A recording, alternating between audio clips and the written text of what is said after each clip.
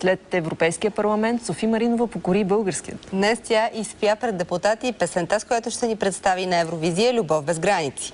Парламентът не помни такава медийна суматоха.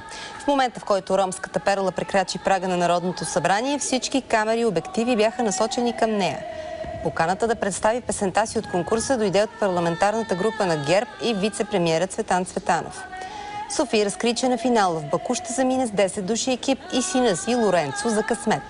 Заради ефекта, който предизвика пристигането й, се чуха предложения към певицата тя да стане депутат в следващия парламент. Софи обаче отказа с аргумента, че не се интересува от политика.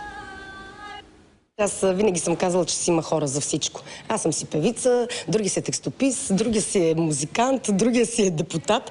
Така че мен не ме влечат такива неща. И даже знаете, че ви казвам, не ми давайте много да говоря, не мога да говоря. И само искам да пея, нали? Пуснете да си изпея песента, пък викам, за говоренето си има кой да си говори.